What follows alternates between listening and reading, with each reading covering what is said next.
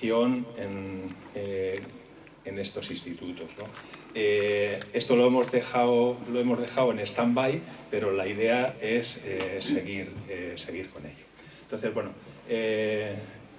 una pequeña semblanza de Rodolfo, porque tiene un currículum que es tan amplio que es muy difícil el poder hablar de todo lo que... se licenció en Ciencias Físicas en la Universidad Autónoma de Madrid en el año 75, en 1975, y desde marzo del año 1990 es el profesor Miranda es catedrático de Física de la materia condensada en la UAM, en la Universidad Autónoma. Ha tenido varios nombramientos a nivel internacional y desde diciembre de 2006 es director del Instituto Madrileño de Estudios Avanzados, del INDEA, ¿no? Que no sé si lo conocéis, está dentro de la Universidad Autónoma y nosotros pudimos visitar y la verdad es que nos parecía, nos asombró un poco de poder ver esas instalaciones en un sitio como la universidad y que podía llegar a todos los estudiantes, ¿no? Ha dirigido muchas...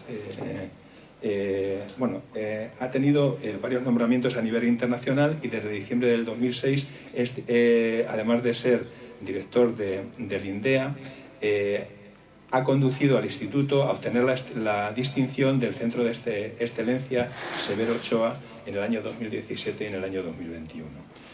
Rodolfo Miranda ha dirigido 50 proyectos de investigación, 30 tesis doctorales. Bueno, al final es una persona que está en la enseñanza, que está dirigiendo muchas tesis y además está haciendo muchas publicaciones. Son más de 350 publicaciones científicas, han sido citadas muchas veces, 18.000 dice, aquí por otros autores, y ha obtenido el premio de la Comunidad de Madrid Miguel Catalán en el año 2021 a la carrera científica por contribuir decisivamente al desarrollo de la nanotecnología en España, creando escuela en nuestro país en el campo de la física de superficies, introduciendo para su estudio la microscopía túnel de barrido, Scanning Tunneling Microscopy, y realizando relevantes descubrimientos en el magnetismo de sistemas de baja dimensionalidad o en la física química de superficies en alto vacío.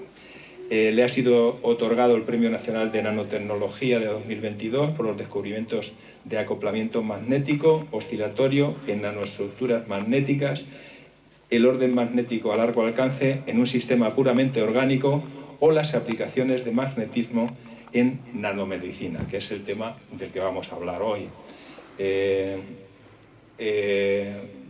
Lo habréis podido leer en la web, que estamos descubriendo las leyes de la naturaleza a la escala de átomos y moléculas individuales, y estos conocimientos pueden aplicarse en nanomedicina. Describiremos ejemplos. Rodolfo será el que lo describirá, ejemplos extraídos del trabajo que realiza en el INDEA Nanociencia para eliminar células tumorales selectivamente, reconectar la médula espinal de una persona parapléjica o crear un test de detención del COVID extremadamente barato y eficiente. Simplemente deciros que el teléfono lo dejéis desconectado para que no suene.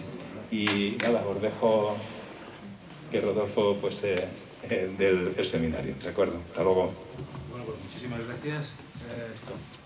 ¿Me oyes bien ahí al fondo? Hace falta, yo creo, el micro, ¿no? Sí. Si me oís suficientemente bien la grabación, estará... Bueno, primero de todo, muchas gracias por la presentación.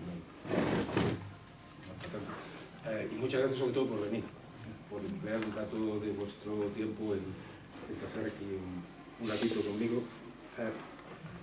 Espero que os va a resultar interesante y también ilustrativo, pero no aburrido. ¿Qué es esto de la nanociencia? Bueno, la nanociencia en realidad está basada en un mensaje muy sencillo que os podéis llevar a casa, que es que cuando las cosas, los objetos materiales son suficientemente pequeños, propiedades son muy distintas del mismo objeto grande. Así que las cosas muy pequeñas se comportan de una manera muy diferente en todas sus propiedades eléctricas, magnéticas, químicas, mecánicas, todas son muy diferentes. Y son muy diferentes porque esa escala tan pequeña lo que funciona es una parte muy extraña de la ciencia, que es la mecánica cuántica. La física cuántica es una cosa muy rara y hace que las cosas muy pequeñas se comporten de una manera muy, muy extraña. Así que lo primero que tenemos que hacer es descubrir cuáles son las leyes por las que funcionan las cosas tan pequeñas, que son muy diferentes. Por tanto, hay una parte que es ciencia, que a lo mejor vale para algo o a lo mejor no vale para nada. Lo que voy a intentar convenceros es que algunas de esas cosas que descubrimos sí valen para algo. Y eso es la nanotecnología. Utilizamos ese conocimiento para hacer algo útil a nuestra escala. La primera cosa que uno se puede preguntar es cómo es posible que una cosa muy pequeña produzca un cambio en las propiedades a nuestra escala macroscópica. Bueno, pues en muchos casos ocurre y lo vamos a ver en un momento. La primera cosa que decía de que las cosas cuando son pequeñas son muy distintas, uno de los ejemplos más simples de entender es esto. Si uno le preguntan de qué color es el oro, pues dirá que vaya tontería, ¿de qué color va a ser el oro? Pues amarillo. Si llevamos miles de años haciendo joyas con oro, sabemos perfectamente el color que tiene. Bueno, regular de verdad. Eso es cierto mientras el trozo de oro sea suficientemente grande. Cuando empezáis a tomar un trozo de oro, lo vais haciendo cada vez más pequeñito, que cada vez contenga menos átomos. Llega un momento en el que las partículas de oro, las nanopartículas de oro, tienen literalmente cualquier color del arco iris. Así que, ¿cuál es el color del oro? Pues depende del tamaño. O sea, si el tamaño es suficientemente grande, es amarillo, pero si no, es muy distinto. Puede ser cualquiera de estos.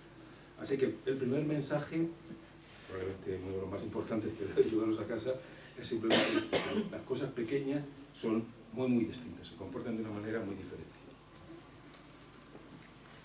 Y decía antes, y es que algunas de estas cosas que descubrimos, de estas leyes a la escala tan pequeña, pueden ser útiles para producir algo práctico. Y la respuesta es sí. Aunque no vamos a entrar en eso, y solo voy a mencionar hoy cosas que tienen que ver con la nanomedicina, hay un montón de resultados de nanotecnología que probablemente los lleváis encima, o estáis utilizándolos, o os van a facilitar la vida en maneras muy, muy distintas. En realidad, prácticamente en el siglo en el que estamos, todo, desde cómo almacenamos energía, cómo la captamos, cómo manejamos información, cómo curamos nuestras enfermedades, hasta cómo nos vestimos, o lo que quiera que sea, todo va a contener elementos de nanotecnología o los contiene ya. En realidad es como un tsunami que está arrasando, digamos, lo que llega a nuestro alrededor. Hoy lo que vamos a hablar es precisamente de aplicaciones en medicina, unas cuantas. El nombre de nano cosa, bueno, ¿esto de qué viene? Bueno, viene de una unidad de longitud, una unidad de tamaño, un nanómetro. Y un nanómetro es una millonésima de milímetro. Y eso es una cosa inconcebiblemente pequeña. Si os imagináis la relación que hay de tamaño entre un balón de fútbol y la Tierra, eso aproximadamente es la misma relación de tamaño entre un balón de fútbol y un objeto que mida un nanómetro. Así que cuando hablamos de cosas como nanómetros, estamos hablando de distancias, de tamaños inconcebiblemente pequeños, que normalmente, obviamente, no vemos con nuestros ojos, ni vemos con microscopios ópticos. Tenemos que utilizar instrumentos extremadamente sofisticados para ver la materia y manejarla a esta escala de cosas tan pequeñitas. Bueno, vamos con una mala noticia relacionada con la medicina y una de las razones por las que la nanomedicina tiene ya tanta relevancia. Si uno se fija en el resultado de los montones de años que llevamos haciendo investigación sobre cáncer con los mecanismos tradicionales, digamos, pues como veis aquí, en realidad, aunque el número de medicamentos aumentan exponencialmente con el tiempo, en todo este periodo de tiempo, en realidad la tasa de mortalidad es esencialmente constante, salvo el avance enorme en la detección temprana. Si detectamos las cosas pronto, las apañamos muchísimo mejor que eran los apaños antes. Pero si no las detectamos muy pronto, no es muy optimista, digamos, la evolución contemplada de esta manera. Esto, como veis, llega más o menos hasta hace 10 años, o algo de ese estilo, en lo que entra en acción lo que en la portada de este número de Nature llamaban que las ciencias físicas tomaban un ataque, digamos, a este terreno, incorporando nuevas técnicas, nuevas ideas, aproximaciones diferentes. Bien, yo voy a intentar contaros algunas de estas aplicaciones, aunque hay, como digo, un montón, y me voy a referir básicamente a 3 de ellas en un momentito, pero quiero que tengáis en la cabeza que en realidad la nanomedicina puede hacer, y ya está haciendo, básicamente un trabajo importante en prevención, en primer lugar, en diagnóstico, de una manera muy notable, todavía no tanto, pero también en el tratamiento de las enfermedades, y eso va a crecer mucho en el próximo futuro. Los ejemplos que voy a describir, digamos, hoy, tienen que ver con 3 cosas de las que hacemos en el instituto, de las que hemos hecho en INDEA, así que son ejemplos directos de cosas que se han hecho a unos pocos kilómetros de aquí, que tienen que ver con algunas de estas líneas, con diagnóstico en primer lugar, y voy a contaros cómo hemos hecho un test para el COVID, como lo hicimos durante el desarrollo de la pandemia, de una manera extremadamente simple y barata y eficiente. Y luego pasaremos a algunos de estos 2 ejemplos también. El primer ejemplo tiene que ver, de nuevo, con nanopartículas, con objetos que contienen unos pocos miles de átomos, tamaño de unos pocos nanómetros, en este caso nanopartículas magnéticas, compuestas simplemente de hierro y oxígeno, dióxido de hierro, el mismo compuesto que tomamos cuando tenemos anemia. Estas nanopartículas adecuadamente funcionalizadas, o sea, con la superficie recubierta de algo especial, que voy a contar en un minuto, son capaces de detectar la presencia del virus de un modo también bastante simple. Y como hemos visto en un momento, el oro, con las nanopartículas de un cierto tamaño, tienen un determinado color. Estas que hemos elegido tienen un color que es rojo. Rojo cuando estas partículas están separadas unas de otras. Cuando se juntan todas ellas y coalescen, pues desaparece el color de la disolución. Así que lo que vais a tener al final como sensor y manera de detectarlo es algo tan sencillo como una disolución que cambia de color, que si al añadir la muestra del paciente sigue roja, pues no hay presencia del COVID, y si caen las partículas al fondo y se vuelve transparente, hay presencia del COVID. Vamos a verlo ahora en un momentito. ¿Cómo es la idea detrás? Bueno, la idea detrás es que lo que se pega sobre la superficie de la partícula es la mitad complementaria del RNA del virus. Así que si sabéis la secuencia de aminoácidos de la que está compuesto el virus, sintetizáis artificialmente la mitad complementaria, que por sorprendente que parezca, se puede hacer con relativa facilidad. No puede sintetizar el trozo de ADN o de RNA que le parezca. Así que hacéis esto es como un pelo que se pega a la parte exterior de la nanopartícula en cuestión y que está doblado sobre sí mismo en condiciones normales, y cuando encuentra la mitad complementaria del objetivo a detectar, digamos el RNA, se desenrolla, se pega, y lo que los físicos diríamos en este caso es que las partículas, cuando tienen la estructura de la izquierda, tienen una carga neta negativa, así que como probablemente recordáis, cargas del mismo signo se repelen, entonces las partículas se repelen, están separadas unas de las otras y mantienen su color rojo. Cuando se cancela esta carga porque se le pega la otra mitad del RNA que estáis detectando en el virus, la partícula deja de tener carga, ya no se repele, así que ocurre como el polvo en un recipiente con agua, acaba decantando y llegando al fondo y por tanto cambiando el color de la disolución correspondiente. Así que todo el truco es tan general, se puede emplear para cualquier cosa en la que sepáis la secuencia de aminoácidos que tenéis que detectar, para cualquier tipo de objeto. Esta idea la empleamos para la cosa del COVID con gran eficiencia. La idea es muy simple: primero hay que extraer, obviamente, la muestra de una manera parecida como se ha hecho en todos los test estos que hay por ahí.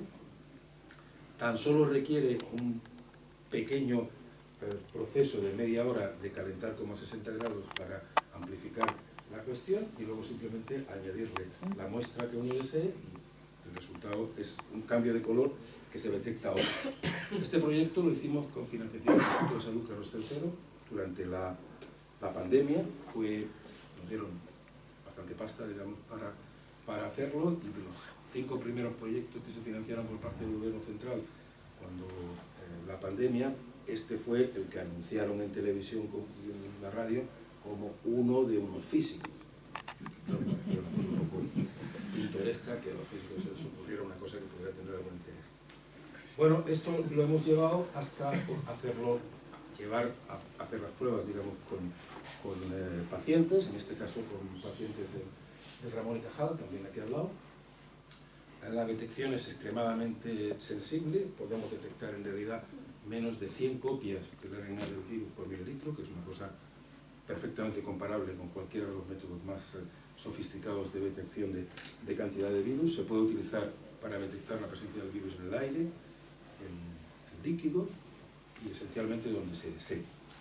Está operativo, hemos hecho cientos de estos sensores, pero no los hemos encontrado el modo de comercializarlos, porque para cuando acabamos de hacerlos, todas las compañías farmacéuticas tenían que son todas multinacionales, no tienen centro de decisión al respecto en España, con los test respectivos que estaban vendiendo desde el principio, pero está disponible, es algo que está perfectamente a disposición de cualquier cosa que pueda pasar, porque la gracia es que se puede adaptar a métodos de detección en casa, como simplemente una tira de estas que cambia de color al añadirle la muestra.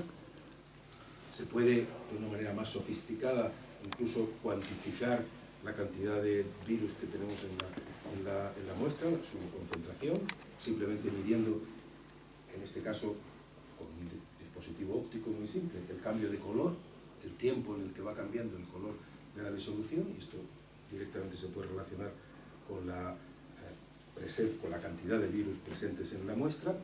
Y lo que es más interesante en general es que se puede adaptar, la idea es tan general, que se puede adaptar, como decía, a la detección de lo que quiera. Uno, por ejemplo, este es un caso en el que nos hemos adaptado, lo adaptamos, de hecho, originalmente para detectar la presencia del virus del ébola, o de cualquier otra cosa en la que conozcamos la secuencia de aminoácidos existente. Luego, la idea, como digo, es completamente general. Bien, un segundo ejemplo que quería mencionar es algo en el que todavía estamos trabajando, en este caso en colaboración con el Hospital de Parapléjicos de Toledo, el Centro Nacional que se ocupa de esta desgracia, y es que las personas, los pacientes, digamos, que tienen cortada la médula espinal, pues es un problema tremendo, como os podéis imaginar. Su número, afortunadamente, no es muy grande. Como veis, aproximadamente es entre 10 y 20 personas por millón de habitantes en Europa, que no es un número muy grande, pero la tragedia que representa es tremenda, porque además en general suele ser gente joven, con una cantidad de sufrimiento y de gastos asociados y de todo completamente desastrosa. Bueno, ¿cómo se puede reconectar la médula espinal? Pues la aproximación en la que está trabajando mucha gente, exitosamente, esencialmente es intentar reconectar, hacer una interfase entre el cerebro y un ordenador, de manera que a uno le implanten algo, por decirlo de una manera muy simple, y acabéis a través de un ordenador reconectando, digamos, el cerebro, digamos, con las piernas. Este mecanismo, que ha resultado muy exitoso recientemente, y hay varios ejemplos que han salido en la televisión, en la prensa y esto, es muy poco operativo, porque son dispositivos súper complicados, volúmicos, cosas muy... y que realmente no recuperas la sensación de volver a tener piernas. Tiene que ser una cosa como un poco ortopédica, digamos, de alguna manera. Obviamente hay un montón de gente trabajando en regenerar biológicamente, digamos, la reconexión, pero nuestra aproximación era también diferente. Era una aproximación basada en la nanotecnología, en crear un nanosensor que pudiera detectar la señal del cerebro. Colocar este sensor por encima del corte de la médula espinal. Por ejemplo, bueno, en este caso está puesto justo al revés, pero imaginar que esto es para leer la señal que viene del cerebro. A continuación, una vez que uno detecta esa señal, amplificarla un poco, que es necesario, el dispositivo electrónico que el problema en hacer muy pequeñito realmente, pasar la señal eléctrica al otro lado del corte de la médula espinal y ahí tener un estimulador que lanzara la señal, que volviera a reconectar la señal con las neuronas y las piernas. Y al revés, y la señal de vuelta de las piernas, detectarla, la señal magnética, detectarla con otro sensor debajo del corte de la médula espinal, amplificarla, pasarla al otro lado y mandar la señal al cerebro. De manera que el cerebro volviera a aprender que uno tiene piernas. Esto es un bypass, literalmente. Es intentar hacer una cosa pequeña, implantable, que se coloque por encima y por debajo del corte de la médula espinal y que restaure la sensación de caminar, la sensación de poder moverse en este sistema bidimensional. Bueno, para esto, ¿qué hace falta? Bueno, en primer lugar hace falta un sensor, hace falta algo que sea capaz de detectar la señal magnética que viene del cerebro.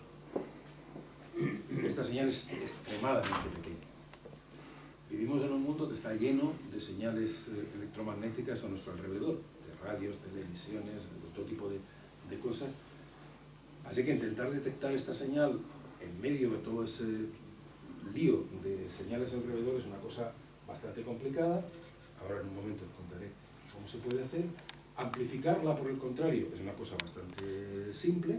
Y una vez que uno tiene esta señal eléctrica, pues este voltaje, digamos, alterno, estos puntos de voltaje, deben pasarse estimulados de alguna manera con un estimulador a la otra parte de la médula espinal, donde está la señal. Inicialmente, obviamente hay que empezar no directamente con los pacientes, que nadie te deja hacer semejante cosa, no tiene sentido, sino simplemente con cortes de la médula espinal y detectar, inducir químicamente el que se dispare la señal y lo contrario, eléctricamente el volver a lanzar la señal a ver si las neuronas, digamos, la detectan. Así que lo que hacemos en este caso es montar este tinglado, que consiste en una nanoestructura que se fabrica, por cierto, en la sala blanca, nos deja, en la que lo que tenéis son sensores que están hechos de una manera muy simple. Es como un sándwich de jamón y queso, pero en realidad es una capa de un material magnético de 2 átomos de espesor, una capa de material no magnético de 3 átomos de espesor en medio, eso ya como el jamón y el queso, y otra vez jamón por debajo, otra capa de 2 átomos de espesor de otro material magnético. Esa estructura artificial tiene una sensibilidad extraordinaria. De hecho, es algo que nosotros en su momento descubrimos en el laboratorio, que no sabíamos que valía para nada, que lo contamos, digamos, como es habitual en ciencia, de una manera abierta, que otras personas, otros colegas sí sabían que valían para algo, descubrieron que la resistencia eléctrica de este tipo de sándwiches cambia en presencia de un campo magnético de una manera brutal. Eso es lo que se llama la magnetoresistencia gigante, y ha tenido 2 efectos. El primero es que estos colegas le dieron el premio Nobel, se escapó a nosotros completamente. Y la segunda cosa interesante es que eso es tan práctico, tan útil, que todas las cabezas lectoras de todos los discos duros, de todos los ordenadores que hay en el mercado, todos los ordenadores que hay en el mercado, tienen una cabeza lectora de magnetoresistencia gigante exactamente este sándwich, exactamente igual. La otra persona que estaba en aquella comida, cuando contamos en detalle esta historia, ni siquiera hizo ningún experimento, fue y lo patentó. Bueno, se convirtió en un multimillonario de esos que ahora probablemente Trump le llame para estar en el gobierno. Así que esa idea retocada, hecho todavía más delgadita, ese sándwich de jamón y queso, es nuestro sensor del campo magnético y detecta realmente la señal a temperatura ambiente sin ninguna protección en medio de todo el jaleo que queráis. Y aquí está la prueba. Ese sensor puede detectar el cambio como un cambio de resistencia, un cambio en presencia del campo magnético con una sensibilidad absolutamente brutal. Una cosa simplemente fantástica. Hay que crecerlo de esta manera que, por increíble que os parezca, uno puede hacer una sola capa de átomos, otra capa de átomos, como si fueran peliculitas así, y hacerlas de esa manera. Eso parece una cosa increíble, pero es verdad y relativamente fácil de hacer a estas alturas del partido. ¿Y cómo estimulamos las neuronas después de pasar esta señal? Bueno, pues con una especie de cama de Fakir. Lo que veis ahí es un conjunto de miles y miles de electrodos, de nanoelectrodos pequeñitos, de estos pinchos, a los cuales le llega esta señal de voltaje alterna y obviamente generan, digamos, una corriente que puede excitar las neuronas que están montadas encima. Esta otra parte es el estimulador y el bypass contiene un sensor y un estimulador a un lado del corte y un estimulador y un sensor al otro lado del corte. Esa es un poco la idea. Y en el estadio en el que estamos es en el de demostrar que efectivamente esto funciona inicialmente con tejidos. Esto es la estimulación de uno de estos conjuntos de neuronas químicamente y la señal que se detecta perfectamente. Como veis ahí, la señal de hecho son microvoltios, una señal muy pequeñita pero perfectamente medible sin ningún problema, y cuando no estimuláis pues no hay ninguna señal, así que no hay, digamos, problema en principio ninguno de la detección.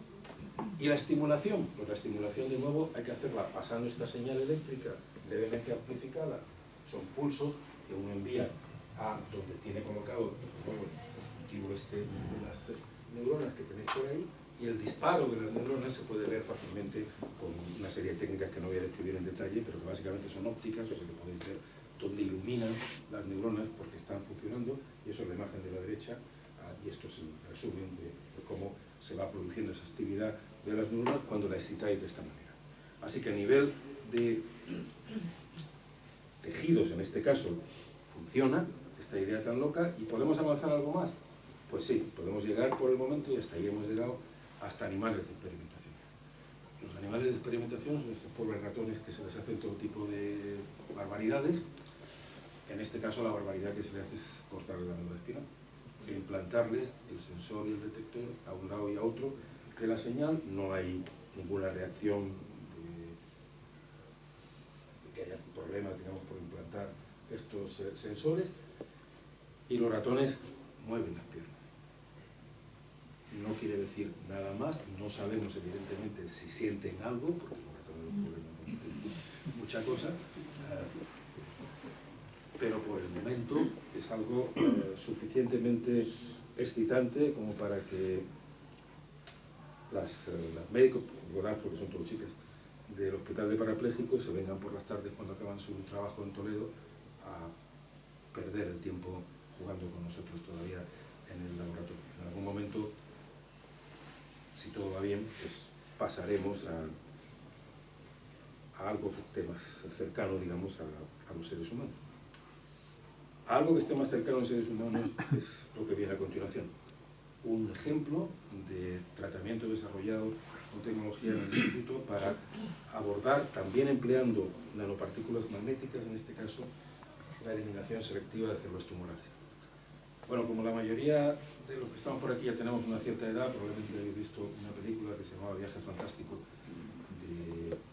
basada en este cuento de Asimov, en el que el conjunto de científicos y un submarino incluso, eran miniaturizados y entraban dentro del torrente sanguíneo de un objeto de físico al que había que salvar la vida porque el pobre tenía un coágulo en el cerebro producido naturalmente por los malos, que obviamente en esta época eran los rusos,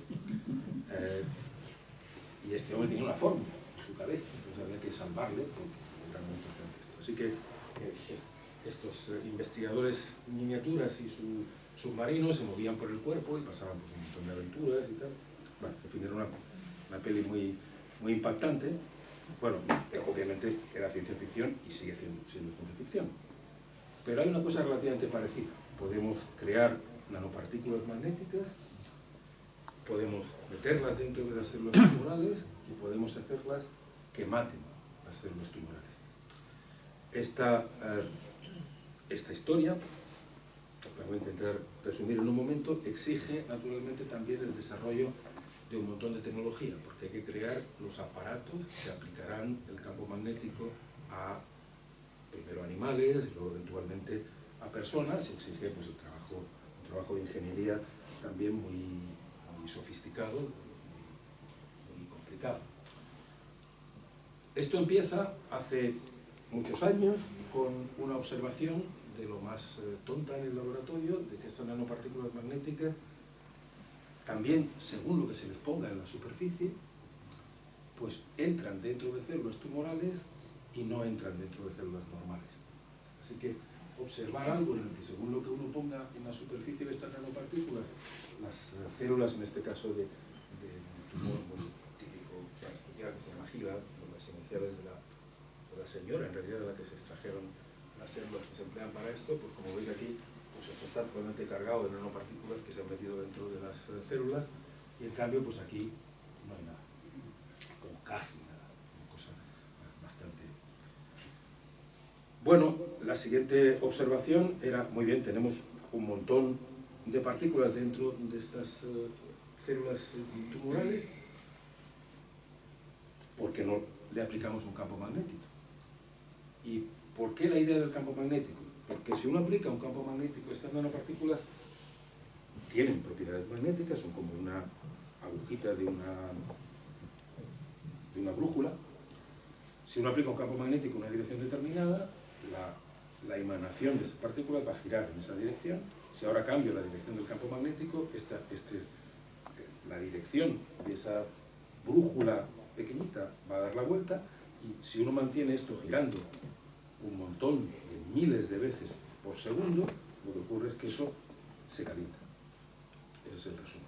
Estáis disipando energía, estáis generando calor por obligar a la emanación a girar. Así que si lo hacéis 10.000 veces por segundo, lo que hacéis es que generáis una cantidad de energía que en realidad es el área de esta violeta que hay aquí. Y eso es una cantidad de energía suficiente para calentar la nanopartícula y donde esté la nanopartícula. Por tanto, calentáis la célula que se ha comido, entre comillas, la nanopartícula. Y cuando la célula alcanza 42 grados, pues se muere. Así de simple. La primera observación fue esta, en realidad, esto es una imagen histórica, en la que al aplicar un campo magnético, pues observamos que más o menos el 30% de las partículas habían muerto en las células. Bueno, pues a partir de ahí empezamos a darle vueltas a la idea de cómo mejorar, digamos, este sistema, de cómo encontrar recubrimientos para las partículas que fueran muy selectivos con las células tumorales y permitieran entrar dentro de esto, seguir haciendo experimentos in vitro, o sea, en células, muy alejadas todavía de la realidad, empezar a hacer experimentos con ratones, en los cuales se generaba un tumor y se inyectaba estas nanopartículas en el tumor. Claro, hay que desarrollar, como decía antes, el equipo magnético para aplicar estos campos magnéticos alternos. Son campos magnéticos muy poco intensos, nada que ver con los campos de una resonancia magnética, son unos campos que son 20 veces más grandes que el campo magnético terrestre, o sea, nada, no afecta ni a una tarjeta ni a nada, o sea, es un campo magnético muy pequeño, pero que cambia de signo miles de veces por segundo, es un campo alterno de muy alta frecuencia.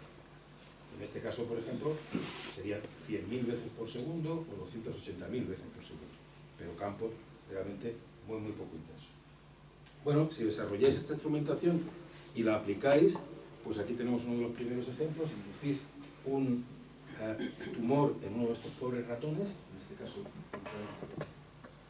tumor de páncreas, que es este punto que aparece, digamos, aquí. Inyectáis las nanopartículas magnéticas, aplicáis el campo magnético alterno y vais viendo en función del tiempo cómo evoluciona.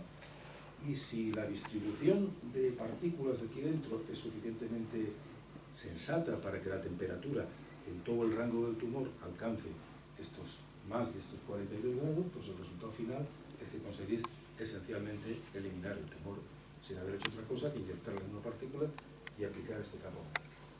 En este caso, 2 veces. Bueno, uno tiene naturalmente que medir, volver a extraer el tumor y entonces pues medir el perfil de temperatura y un montón de historias diversas, obviamente, para ir controlando lo que ocurre aquí. También es muy importante cuando uno va a empezar a hacer experimentos con seres vivos, aunque sean estos pobres ratoncitos, comprobar que si uno inyecta las nanopartículas donde cree, donde está el tumor, no acaban dispersas por la mitad del cuerpo y acaban en el cerebro o donde quiera que sea. Así que hay que visualizar estas cosas básicamente con resonancia, porque de paso estas nanopartículas son un medio de contraste para una resonancia magnética mucho mejor que lo que emplean ahora mismo. Pero bueno, esa es otra historia que no toca hoy. Así que lo que empezamos a hacer es entonces aplicar esto a ratones a los que se le habían generado distintos tipos de tumores. Por ejemplo, en este caso es un tumor de mama. La evolución del tamaño del tumor, si uno no hace nada, es esta que hay aquí. La evolución del tumor, si uno hace la inyección y la aplicación del campo magnético, esta cosa se muestra aquí. Todo esto tiene un límite en el caso de los animales, de estos animales de experimentación, que el experimento solo puede durar 28 días. Al cabo de 28 días hay que sacrificarlo por una serie de condiciones de ética, de experimentación y tal. Así que más allá de eso, en esta cosa de los ratones, pues no podemos seguir avanzando. Esto es otro caso, en este caso es un tumor de páncreas, en el que se vuelve a hacer la misma jugada, dejar que la cosa evolucione con el tiempo sin hacer nada, el crecimiento del tumor es este que hay aquí, hacer la jugada esta que estaba explicando y hacer esencialmente que el tumor básicamente desaparece si las cosas se hacen adecuadamente al cabo de 28 días. O sea, en resumen, tenéis que demostrar, así lo hicimos en su momento, que uno puede, mediante esta inyección localizada, eliminar completamente un tumor por esta aplicación de hipertermia, o sea, de calentamiento magnético de las nanopartículas inyectadas en el tumor.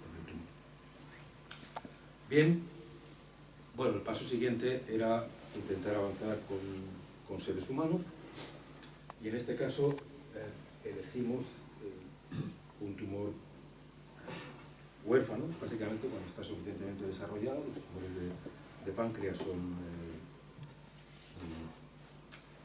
muy definitivos, en general, cuando están suficientemente avanzados. No son, como veis en estos números que hay aquí, no son de los más comunes, pero sí son de los que tienen una tasa de mortalidad, digamos, más grande, porque típicamente la rate de supervivencia al cabo de 5 años es menos del 5%, y no ha mejorado, digamos, esencialmente. Así que lo que hicimos fue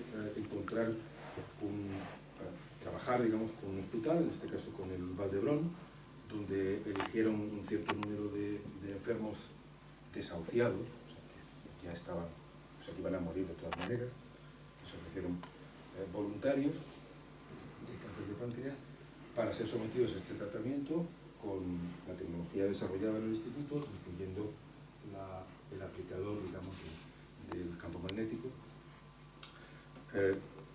Todos los enfermos estaban en condiciones bastante malas, porque todos estaban ya tratados con morfina, o sea, estaban realmente en una situación bastante desesperada. Y hasta el momento, justo hace un mes, ha acabado este test, digamos, este clinical trial que se llama, con estos enfermos, con 8 enfermos. En los 8 casos ha desaparecido el dolor, cosa que no entendemos. Obviamente, poniéndolo de antes, los ratones y otras cosas, pues no dicen nada. Así que estos enfermos están en tratamiento, bueno, uno ya muerto, están en tratamiento con paracetamol, esencialmente. En 7 de los 8 casos, la reducción del tamaño del tumor ha sido entre el 15 y el 18%. No es muchísimo, pero es algo. Y la situación en este caso, pues, digamos, un cierto optimismo entre los oncólogos que trataban a estos enfermos. El proceso de pasar, digamos, a los enfermos ha llevado básicamente 2 años. El primer caso fue, de hecho, en 2022. Es un proceso muy lento, porque tienes que ir asegurando que no haces más daño ya, y esperamos que en algún momento podamos empezar a tratar casos que puedan tener más esperanza. Volveré sobre esto ahora en un momento, pero antes de seguir, sí quería deciros una cosa. Creo que es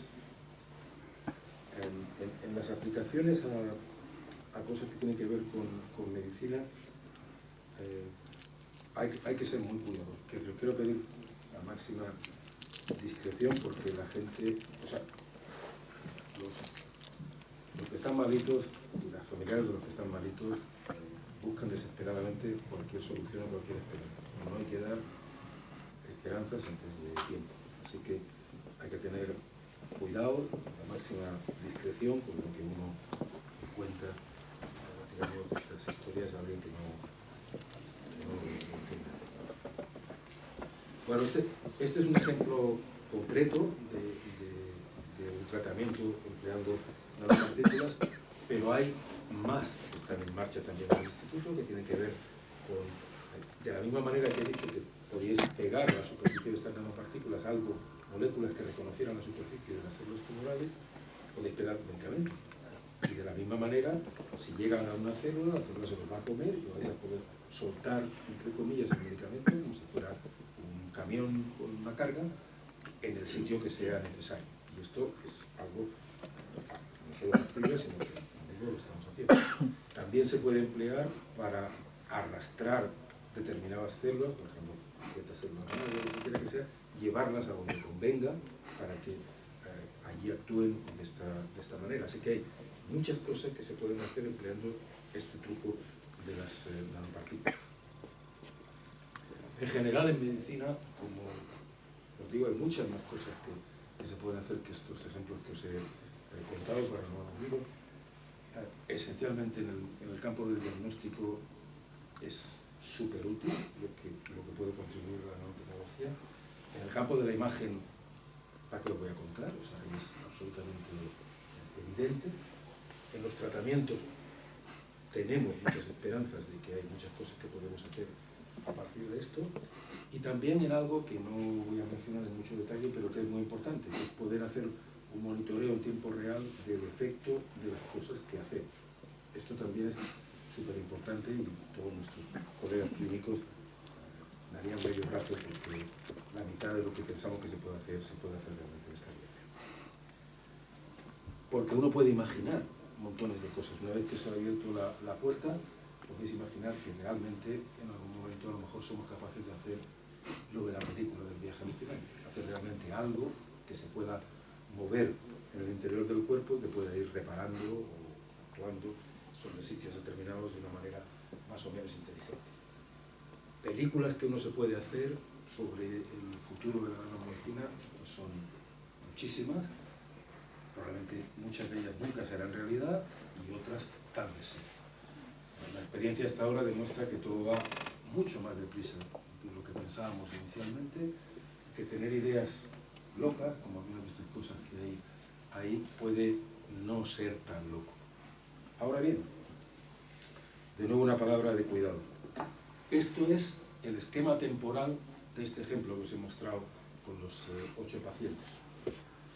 La idea original, se ha visto antes, es de 2009. Ha costado un montón de años llegar hasta aquí. En medio hemos recibido durante mucho tiempo financiación importante por parte de la Unión Europea, proyectos muy grandes, que hemos tenido, yo en particular, el honor de coordinar en el instituto. Hemos recibido financiación del Instituto de Salud Carlos III, de la Asociación Española contra el Cáncer. Se ha metido un montón de fondos, de tiempo y de talento de gente en esto. La escala os indica más o menos de lo que estamos hablando. Mínimo un periodo de 12, 15 años desde que uno empieza a hacer algo hasta que puede empezar a ver que puede tener una aplicación real. Y muchas cosas morirán por el camino. Así que hay que tener paciencia. Obviamente requerimos financiación, porque si no es imposible, digamos, avanzar en estas cosas, y financiación que tiene que ser sostenida en el tiempo, aunque no haya resultados inmediatos.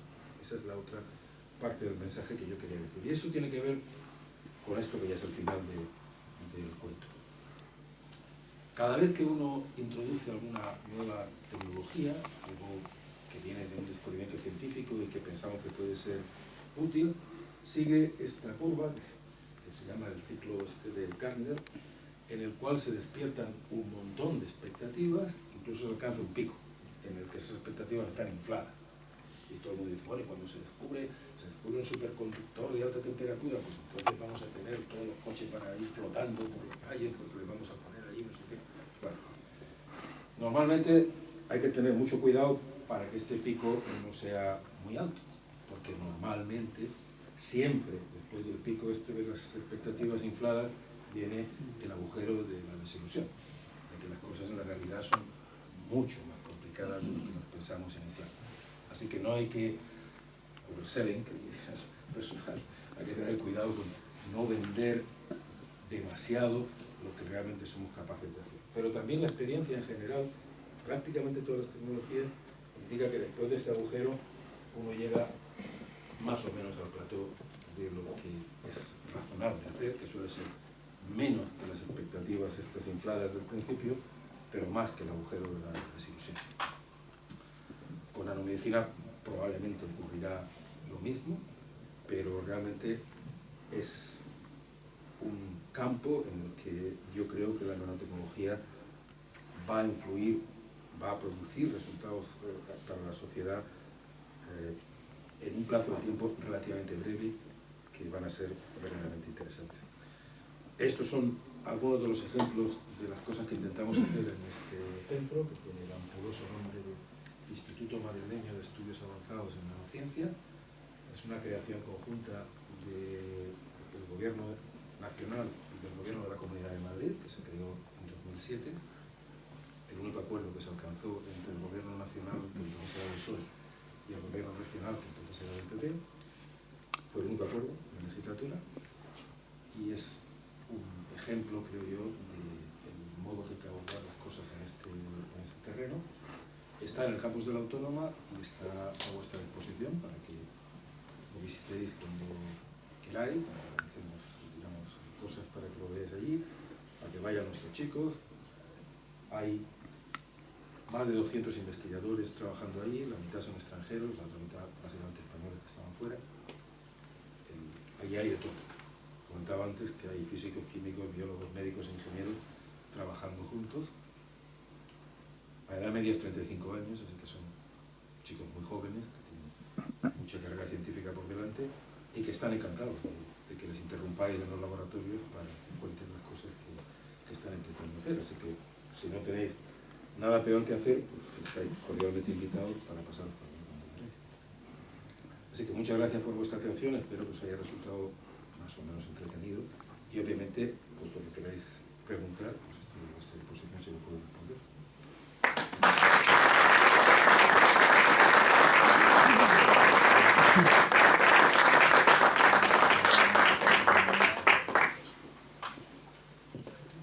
Bueno, vos tenéis mucha confianza conmigo, así que podéis empezar a preguntar. ¿Tenéis algún procedimiento para patentar? Sí, tenemos muchos procedimientos en el instituto para patentar, y lo hacemos, patentamos muchas cosas, pero déjame que diga que la experiencia demuestra que cuando alguien tiene, y tenemos muchos proyectos naturalmente que están financiados por empresas con su dinero,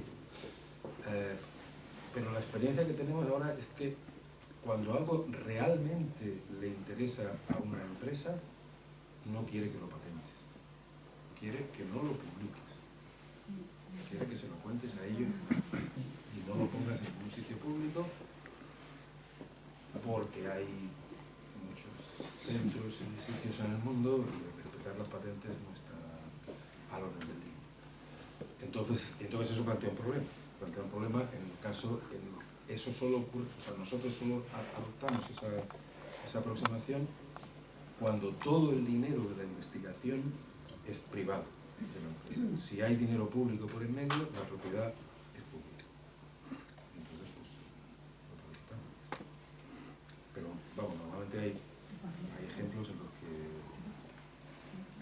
el acuerdo con la empresa es, bueno, ellos pagan la investigación, como no pagan toda la investigación, porque, quiero decir, no pagan el conocimiento previo ni muchas otras cosas, hay que negociar qué parte de los beneficios nos quedamos nosotros, pero no quieren que patentes, quieren solo que se lo cuentes. Esto, claro, es un problema porque nuestra gente no puede publicar hasta que ellos no han dado esto bueno de que les parece bien que se publique, y estas cosas pues, no les parece bien que se publique. muy difícil de hacer en el sistema académico normal, claro, en la universidad o estas cosas, pues no podemos hacer eso. Esto sí, porque finalmente el instituto es una fundación, sin ánimo de lucro, pero que no tiene las reglas de la universidad, en el sentido como si fuera una empresa.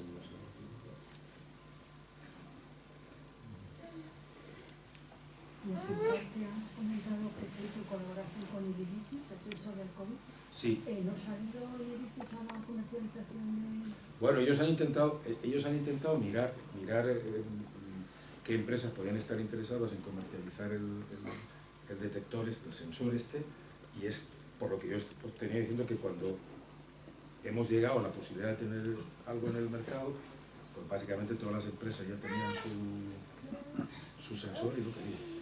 No hemos conseguido quien lo financie. No hay ninguna empresa farmacéutica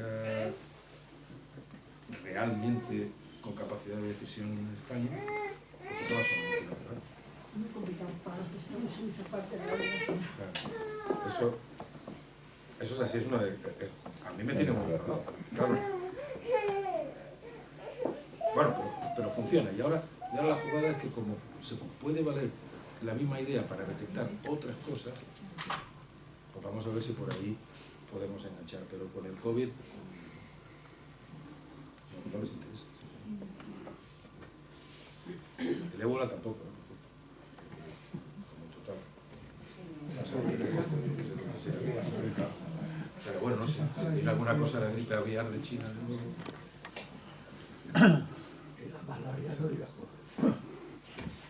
La idea buena, realmente, está feo que lo diga yo, bueno, no es mía la idea, la puedo decir. La idea que es genial en eso es que es una cosa universal. O sea, la puedes emplear para cualquier cosa, detectar cualquier cosa cuya secuencia de aminoácidos funciona igual por cualquier. ¿Y la secuenciación la hacéis vosotros también? Sí. ¿Y eso lo tenéis patentado? ¿Está patentado por el instituto? No, eso no está patentado, es porque ya había una cosa publicada por nosotros al principio, pero la parte clave del funcionamiento, que en realidad es la funcionalización, o sea, cómo le pegas ese pelo, digamos, de los aminoácidos a la nanopartícula, eso no lo hemos publicado, ni lo hemos patentado. Eso está... Ahora veremos si realmente alguna empresa de estas quiere entrar, pues a ver cómo es el negocio. ¿Por qué tiene que ser siempre una empresa y no el propio Estado? No, podría ser el Estado, pero el Estado no lo hace. O la Comunidad de Madrid, por ejemplo. Claro, estamos siempre en las mismas. ¿Quién le pone el cascabel al gato? Lo sabe, es decir, que todo esto, el patronato que gobierna el instituto tiene una representación grande de políticos de la Comunidad de Madrid, hay también un par de representantes del Ministerio del Gobierno Nacional.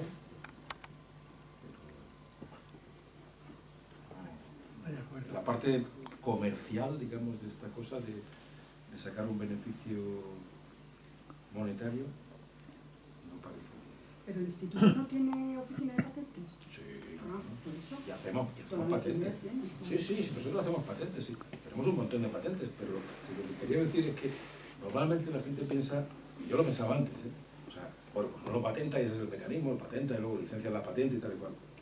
No, o sea, tú tienes bueno, a lo mejor la licencia es una, de las 25 me parece que tenemos activas en este momento, creo que hay una licenciada, que no nos da nada, pero los acuerdos estos otros que te digo yo, en los que tú no lo patentes, ni lo digas, tú te callas, y entonces, por ejemplo, hay una empresa, nosotros tenemos un acuerdo con una empresa danesa, por cierto, para explotar una de estas ideas que tiene que ver con otra cosa completamente distinta, en la que ellos han invertido ya hasta ahora 12 millones de euros en el instituto, de su dinero, y en la que el acuerdo es que las ventas de ese material, cuando empiecen a venderlo, es un material que sirve para fabricar drones, hasta ahí puedo contar. El 5% de las ventas vendrá al instituto. Y si eso es así, nos vamos a las Islas Maldivas, o sea, vamos, sí, realmente. Pero sí, patentes, claro, patentes hacemos. Es que no vale mucho. Y estas Normon y Glaxo instaladas aquí en este municipio, nada de nada, no les interesa. No, porque los centros de decisión no están aquí, sí que ese es el problema. O sea que, ¿sabes? Que a ellos dicen, sí, sí, muy bien, estupendo, ay, qué bonito, sí. Bueno, lo voy a comentar con la dirección de no sé, bueno, no sé, Holanda, yo creo, donde esté el centro de...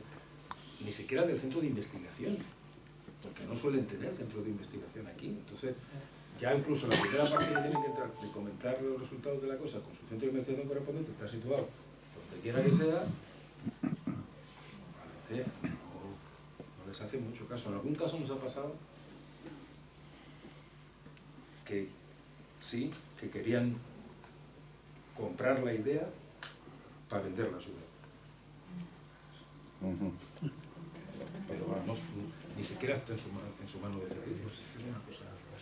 En eso estamos vendidos, porque había un montón de empresas farmacéuticas españolas, yo creo que se han vendido todo, casi todas, no se queda algo. En el caso de que os patenten que de alguno de los procesos que estáis trabajando, si alguien lo patenta, ¿vosotros podéis seguir trabajando? Sí, porque además es que pasa otra cosa, ¿sabes? Mira, o sea, os he contado el ejemplo este penoso del descubrimiento de la magnetización gigante. Bueno, no, el descubrimiento de hacer los sándwiches estos de jamón y queso de cobalto y telecom, pero no descubrimos nosotros el fenómeno que realmente se usa, que es la magnetización gigante. Eso lo descubrieron estos otros colegas que le dieron el premio Nobel después de que se lo contaran. Muy bien. El que lo patentó, nosotros ya habíamos publicado el artículo, y el artículo era cobalto, el sándwich era cobalto, cobre, cobalto. Ese era nuestro sándwich. Este hombre patentó, no podía patentar cobalto, cobre, cobalto, y patentó cobalto, cobre, permaloy, que es otro material magnético que hace más o menos lo mismo. Y ya está. Y nosotros lo habíamos publicado. Quiero decir que los tipos que hacen patentes, cuando quieres buscar un modo de patentar algo, no importa que esté publicado, y lo contrario. Tú tienes esta cosa que está publicada y es muy difícil que lo tengan hecho de una manera tal que tú no puedas darle la vuelta y decir, ahora yo he cambiado no sé qué, y pues ya no es lo mismo. Todo eso es una batalla. Y con institutos de investigación de otros países, Francia, Inglaterra, Alemania, Estados Unidos, ¿existe alguna cooperación o existe más competición que cooperación? Muchísima, de las dos cosas. Ahí, bueno, está feo decirlo así, pero quiero decir, nosotros en esta cosa estamos en la Liga de Campeones. O sea, no quiere decir que la ganemos, pero estás ahí, o sea, no estás en tercera división, juegas con los grandes. Normalmente te ganan, pero a veces les ganas tú, ¿vale? Y eso aplica a todo, o sea, entonces es una competencia también, la cosa de decir, pues hombre, vamos a intentar fichar a este tipo. Entonces, pero bueno, pues ahora la semana pasada pues estamos negociando con un investigador que además no es, de hecho es indio, de nacionalidad, pues mujeres italianas, no sé qué tal. Entonces bueno, estamos negociando y él está entre venirse con nosotros o irse a Oxford. Bueno, pues a lo mejor ganará Oxford, o a lo mejor ganaremos nosotros, pero tú estás ahí, que tú compites por fichar al central o al lateral derecho o al central que te hace falta para un equipo. ¿Y hay fuga de cerebros de España a otros países? Sí. ¿En este campo concretamente? No, eso en el pasado ha habido un montón y ahora sigue habiendo, pero el problema no es que la gente se vaya, o sea, nosotros no fuimos, estuvimos viviendo en Alemania un montón de tiempo. Es decir, lo normal es que tú en tu carrera científica te vayas fuera y pases una temporada fuera. El problema es que no tengamos mecanismos de volver, para nosotros. Por eso, entre otras cosas, había que inventar una institución de este estilo, porque en el sistema académico estándar pues es prácticamente imposible captar de vuelta a la gente porque no puedes ofrecerles nada medianamente atractivo. O sea, nosotros tenemos la ventaja de que puedes negociar el salario, puedes negociar el equipamiento que van a tener, el espacio que van a tener, el equipo de gente que va a trabajar con ellos. Entonces, hombre, no les puedes ofrecer un salario como en Suiza, pues claro que no. No les puedes ofrecer, a lo mejor sabes, un fondo para empezar la investigación como les pueden ofrecer en Cambridge o lo que sea, pero algo les puede ofrecer y el entorno es bueno y aquí se vive bien, puede hacer ciencia buena y ganamos a veces. Otra vez. Y la cooperación es lo normal, o sea, esto es normal. Otra cosa es que colabora compitiendo, pues, como todas las cosas de ciencia, tú puedes ser el primero que hagas esta cosa. Pero también nosotros tenemos que tener la cosa de que muchas de las cosas que podemos descubrir sabemos que cuando las publicitemos suficientemente, si realmente eso es muy importante, va a aparecer algún ejército de gente con el que difícilmente vamos a poder competir, que van a entrar en esto y van a llevarlo mucho más rápido y más lejos de lo que podemos hacer nosotros, pero eso es así. Mientras tanto, pues tú generas otra idea para hacer la siguiente cosa. Es así, tienes que aprender a competir de esa manera y sabiendo que si la cosa es realmente importante, van a entrar, pues, o sea, va a llegar, si tú tienes muy buenos jugadores, pues va a llegar el Manchester United o el Real Madrid o Manchester City o lo que sea, va a intentar pensar. Y la gente es lo importante. Todo eso está basado en la gente. El Nobel en el bolsillo, Rodolfo. Sí. Es muy difícil en España hacer eso, es muy difícil. Yo he trabajado con 5 premios Nobel, antes de que fueran premios Nobel. Y he visto en muchos casos cómo se hace el marketing para esto, y nosotros no es absoluto, esto es una cosa, o sea, este país además con lo cañita que es, esto es una cosa, no es verdad, o sea, que decir, hemos tenido un ejemplo hace muy poco le dieron el premio Nobel de Medicina a unas investigadoras que habían hecho todo esto del CRISPR y no sé qué, y pone aquí mucho ruido porque había un investigador español que había empezado la cosa en Alicante, y cómo le habían dado el premio Nobel, si había sido lo primero que había empezado, tal. Un año antes de que le dieran el premio Nobel, estaba yo en la cosa esta, se presentaron a la candidatura del Príncipe de Asturias estas mujeres, merecidamente, y este español. Y este español no fue aceptado en la candidatura del premio Príncipe de Asturias por nuestros ilustres colegas. Tienes razón. Y decidieron en cambio darle el premio Príncipe de Asturias a este. Claro, pues si tú a los tuyos, y sí, o sea, que cómo va, ¿sabes? Yo qué sé. Y luego la cambia. O sea, no estamos todavía a ese nivel, pero a lo mejor llega, pero es difícil, porque, por ejemplo, la campaña de marketing que tienes que hacer en Suecia, o sea, todos conocemos a los miembros del comité. Yo propongo que, o sea, a mí me llaman todos los años para proponer candidatos al premio Nobel, en física en concreto. Y los conoces, pero claro, pues tienes que, pues se hacen estas cosas, pues tienes que llegar allí, venderles la moto, tal. Los alemanes, por ejemplo, con perdón, tienen un mecanismo montado que es fantástico, una cosa completamente admirable. Nos falta mucho. Pero perdona, los que dan el premio Nobel se hacen consulta a ese instituto. Claro, pregunto, o sea, hay un grupo, o sea, los que deciden son ellos, los de la Academia de Ciencias de Suecia, naturalmente, el grupo ese de la Academia de Ciencias de Suecia, pero hay como una pandilla, no sé cuántos serán, pero una pandilla en el mundo que te preguntan, y pues argumentan, dice, pues mira, yo creo que debería ser este tipo, y argumentan la candidatura. Bueno, una vez salió lo que yo había dicho, pero yo creo que no porque lo dijera yo. Porque era una cosa muy rara, yo creo. Pues seguramente todo el mundo debió proponer lo mismo. Muy interesante.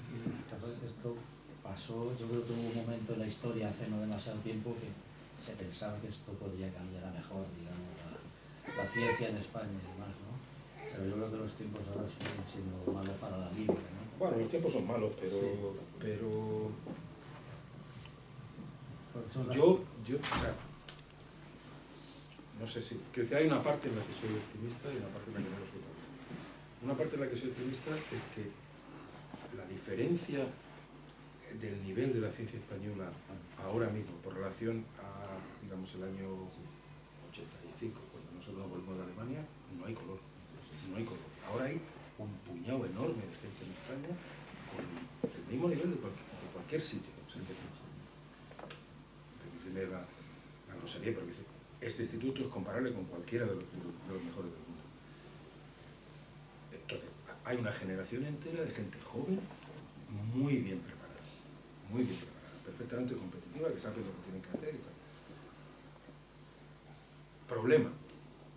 En general, en el conjunto del país no hay ninguna apuesta decidida por la ciencia y la Eso me tecnología. refería, no tanto a conocimiento como a políticas, a la recuperación que decías tú, Sí. el 8 a lo de volver a casa y traer Sí, aquí, sí, pero todo Pero eso debería, quiero decir, como este debería haber 30 centros en España. Bueno, no sé si 30, pero a lo mejor 15, yo qué sé. O sea, y eso es lo que se echa más en falta, ¿no? O sea, que no hay una...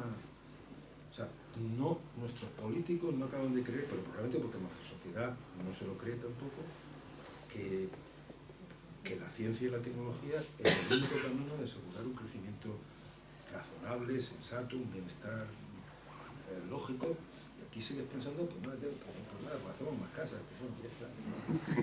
Es decir, sí, yo qué sé, o sea, que habrá que hacer más casas, yo no digo que no, pero me refiero que la idea de que tú puedas generar riqueza y bienestar no está metida en la sociedad, y por tanto los políticos yo que son un reflejo de cómo somos nosotros, pues tampoco, o sea, por aquí le entra, por aquí le sale, con alguna muy contada excepción.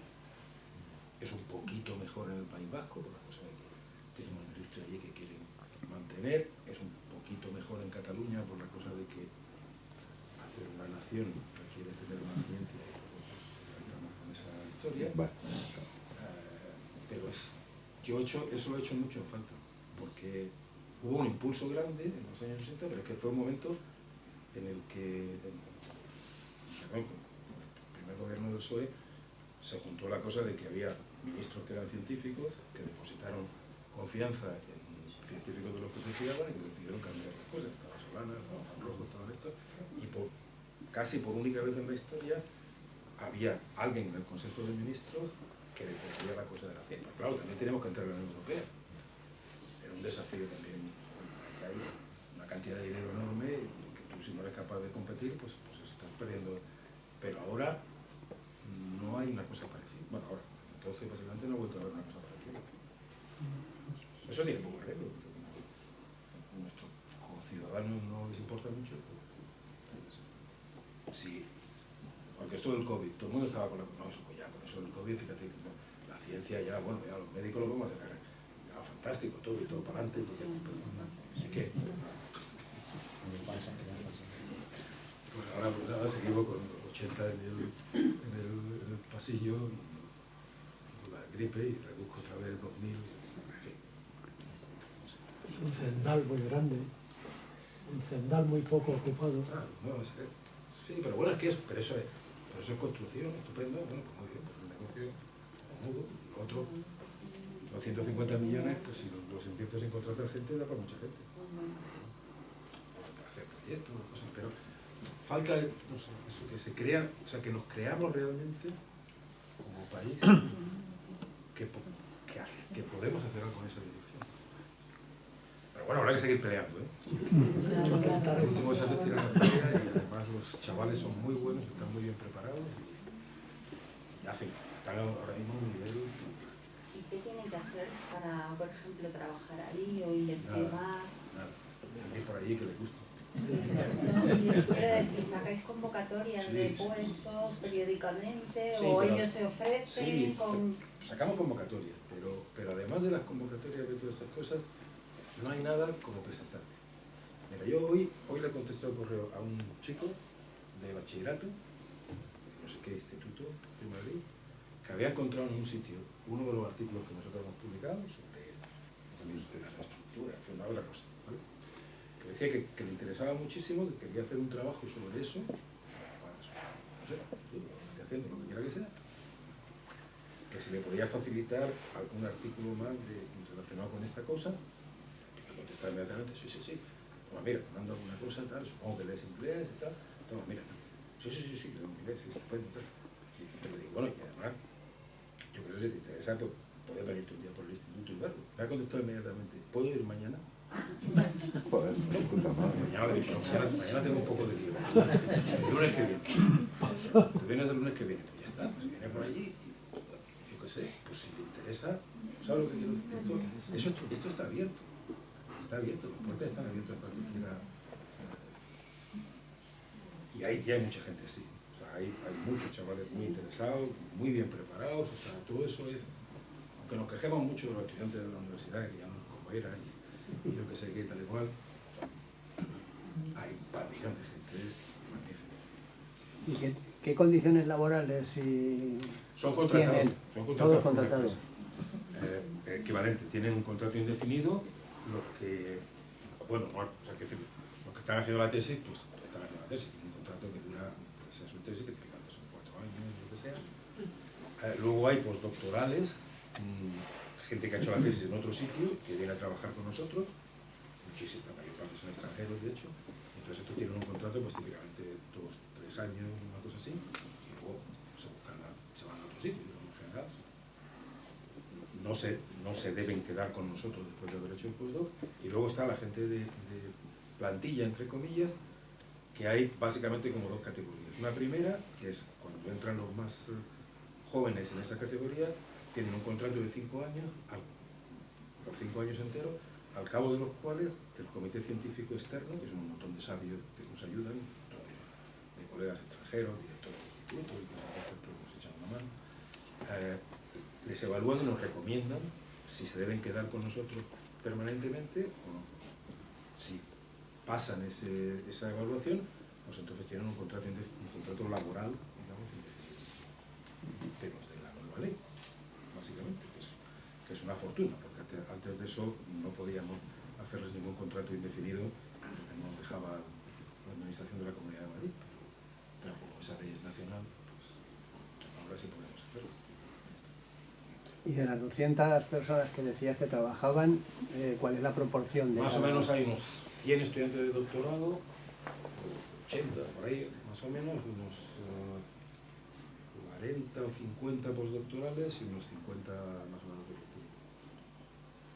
Enorme magnitud. Y luego hay como 15 personas de la administración que todos ellos son a su vez científicos o ingenieros o que tienen un doctorado. O sea, la gente que hace administración también son del oficio, que es muy importante. Porque saben el negocio que tenemos entre manos. No son... ¿Cuántos proyectos tenéis en marcha? Ahora mismo, yo creo que del orden de 60. Hay un poquito más que el número de permanentes. Más o menos, no sé. Cosas muy diversas. Porque la gracia de esto de la nanotecnología, a lo mejor al final no vale para nada. Pero todo el mundo cree por ahora que vale para todo. Casi para todo. Entonces, pues hay un abanico de cosas grandísimo y muy diverso. Bueno, unos van mejor que otros. La ventaja que tenemos es que como no hay departamentos y eso en el instituto, si una cosa no funciona, pues la cierras y la organizas tu gente y ya está. No te pasa la cosa esta de quedarte enganchado ahí haciendo una cosa que ya no vale para nada y no se puede cerrar ni cambiar. ¿Qué tipo de desarrollo tienes? ¿Los proyectos? Bueno, los proyectos duran, en principio duran lo que dura la financiación. Y hay proyectos europeos que son de 4 años, proyectos nacionales que son de 2, proyectos con empresas que son de 7, yo qué sé. La duración inicial puede ser la que sea. Luego, dependiendo cómo va el asunto, pues puedes de alguna manera renovarlo, continuar o hacer una cosa. Os he mostrado el ejemplo este de la timeline ese que he enseñado y ahí ha habido varios proyectos de años enganchados unos con otros. O sea, depende. Y si en algún momento, imagínate que esa cosa llegas a la conclusión de que no, por ejemplo, la conclusión más optimista, ya esto de la nanopartícula funciona tan bien que lo hacen en La Paz, lo hacen en todo el mundo. Ya eso funciona totalmente, no hace falta más investigación por lo cierto. O lo contrario, no funciona para nada, pero lo cierra también.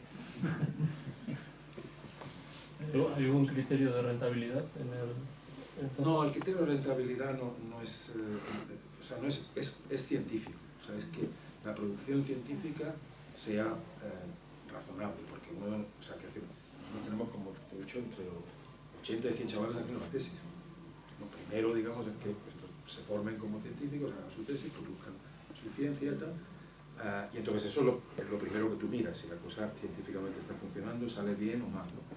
Luego, dependiendo de lo que quiera que sea, pues hay cosas que pueden tener, hay cosas que claramente en este momento no valen para nada, o no se nos ocurre que puedan valer para nada, entonces pues eso único criterio es la cosa de la ciencia y se acabó. Hay otros temas, otros proyectos que sí pueden ser susceptibles, digamos, de aprovechar para algo determinado. Entonces tienes que ver hasta qué punto vas a poner énfasis en esas otras cosas para moverte más en la dirección de la aplicación, que realmente es un tipo de esfuerzo y quizás a veces incluso un tipo de investigadores un poco diferente. Entonces ahí tienes que hacer una evaluación de si crees que hay... En general, casi todas las cosas que nosotros hacemos tienen detrás alguna, no sé cómo decirlo, alguna aplicación práctica posible en un sector industrial o comercial o de defensa, como hablamos antes, o lo que quiera que sea, que puede aprovechar, digamos, ese conocimiento. A veces eso fructifica y entonces tiras para adelante, otras veces no. Lo intentas y no, pues entonces eso aparcas o cambias. O sea, no hay rentabilidad económica en términos de que le saquemos dinero a la cosa, no. ¿Y en otros países es igual? O sea, Es parecido. Bueno, depende. En otros países lo que ocurre es que en general nosotros es que tenemos que cubrir, por ejemplo en Alemania hay institutos de investigación parecidos al nuestro, pero que solo hacen ciencia básica y solo se preocupan de la ciencia básica, no de más plata. Pero hay institutos que también dependen del gobierno exactamente de la misma manera, que también tienen un investigador estupendo, cuya obligación, por el contrario, es interaccionar lo más posible con la empresa, por ejemplo el Fraunhofer. Y esos institutos lo que tienen que hacer es a ver cómo hago yo para que el motor eléctrico funcione mejor. El MP3. Claro, todo ese tipo de cosas en otros países que están más avanzados en el modelo este de generar conocimiento y transferirlo, digamos, a riqueza y al mercado, hay centros como más especializados. Nosotros en ese sentido decidimos, mucha gente pensó que era un error, pero yo creo que estaba bien pensado, intentar ser como una cosa que jugara en las dos ligas, o sea, que intentara hacer ciencia básica, pero con un propósito de que eventualmente alguna empresa o un hospital o yo que sé, lo que sea, pudiera aprovecharse, digamos, de ese conocimiento si realmente era fructífero. Y aunque al principio mucha gente decía que eso era una quimera que no iba a funcionar en España, tenemos un montón de ejemplos ya de que eso funciona. Es verdad que en muchos casos las empresas que se aprovechan no son españolas. No, pero eso es otra historia. Oye, perdona, ahora que está tan de moda la inteligencia artificial, ¿vosotros la usáis ahí en el instituto? Bueno, ¿O eso es una quimera? Bueno, sí, estamos empezando a hacer cosas con eso, pero déjame que te diga que no es tan inteligente. Ya, me imagino. He dicho que sí es una quimera, claro. Por el momento es básicamente una base de datos enorme y entonces un código muy grande pues puede hacer cosas, pero puede tener utilidad en muchas cosas. Bueno, seguro va a tener utilidad en muchas cosas. Y también en esto. Pero todavía estamos empezando a hacer cosas que no... Yo creo que todavía no han fructificado muy bien, pero hay ideas sobre cómo utilizarla que puede ser... Pero para iniciar un proceso, tú puedes ver todo lo que se está haciendo a nivel mundial. No digo, pues, no sé si es muy teórico eso. Ya, pero bueno, la base de datos primero la tienes que alimentar. Y el que la alimenta te va a cobrar. No está abierto. Bueno, oye, que yo no soy experto en eso. Está abierto es el conocimiento general. Y si la alimenta con basura, te va a producir en basura mezclada. Claro. O sea que todo eso, nosotros lo que estamos haciendo son cosas nuestras. Por ejemplo, procedimientos de meter todas las cosas que hemos hecho en síntesis química para producir los materiales, por ejemplo, de la empresa esta que mencionaba antes, de la cosa de drones, que son síntesis muy repetitivas, digamos, en las que cambia un parámetro aquí, luego otro parámetro allá, lo que quiera que sea. Entonces, meter todos esos datos, los resultados de todo eso, y generar, pues eso, como una base de datos de la cual tú le puedas, si ya lo haces muy bien, pueda organizarse ya mismo para decirte, es que el mecanismo óptimo para sacar el resultado de todo este tinglado que me han metido, pues sería esto, hazlo de esta manera, así aquí, que a lo mejor no lo ha hecho nunca. O sea, entonces estamos más bien en eso, porque toda la cosa esta de uso de cosas, de bases, digamos, de estas comerciales. Ya. Eso es un lío. Gracias. Pero bueno, sí que acabará siendo útil en muchas historias, no hay duda. ¿Es el único centro que se dedica a este tipo de...? Sí. O sea, no hay, por ejemplo, ningún centro en el CSIC Sí, o en sí, ninguna sí, otra en comunidad España. autónoma, supongo. En sí, ¿no? España ya hay varios, hay nuestros colegas y competidores en Barcelona. Sí, en Barcelona ya está. En Barcelona. Esperemos que no haya el mismo resultado. Hay un centro más. Esa es una cosa. Ese es un centro mixto del CSIC y de una fundación, como nosotros. Nosotros somos una fundación pura, ellos son un centro mixto del CSIC y de una fundación. Hay otro centro que es una fundación, pero más chiquitito, en San Sebastián, en el País Vasco, y ahora acaban de crear un centro en Zaragoza, mixto de la Universidad y del CSIC, que se llama también Instituto de Neurociencia de Aragón, que está empezando y que tiene dificultades porque el follón de la Universidad del CSIC es considerable, como algunos sabemos, por experiencia propia. Pero sí, hay cuantos centros de estos que, hombre, y en general he de decir que estos centros que son raritos funcionan muy bien. O sea, nuestros competidores catalanes funcionan muy bien, los compactos también funcionan muy bien. Esto de Zaragoza, pues, echamos una mano y creo que también acaban funcionando bien. O sea, sacar de la cosa estándar del sistema académico es claramente importante, porque si no te sales es que es imposible atraer talento, lo determinante es la gente. Eso es la clave, no hay otro truco. El talento de la gente, eso es lo que Los doctorandos supongo que los suministran, digamos, las universidades de Madrid, básicamente, ¿no? No. Vienen de toda España. Nosotros reclutamos Y del mundo, de Europa también. Sí, de Europa y de todo. Vamos, nosotros literalmente 27 países representados en el instituto, que se dice pronto. Yo no me lo pedí hasta que no empecé. ¿Le pagáis suficiente para que puedan vivir aquí tranquilamente? Sí. Ah, bueno. No, aquí se vive bien. ¿Y aprenden español o hablan todos en inglés? Bueno, el idioma oficial en el instituto es inglés, pero con el tiempo hasta David aprendió español. Sí, sí, no, siempre, cuando llevas viviendo un tiempo en un sitio, pues siempre acabas aprendiendo. ¿Cuál es el porcentaje de mujeres? 48%. Joder, tanto. Bueno, podría estar mejor, pero vamos.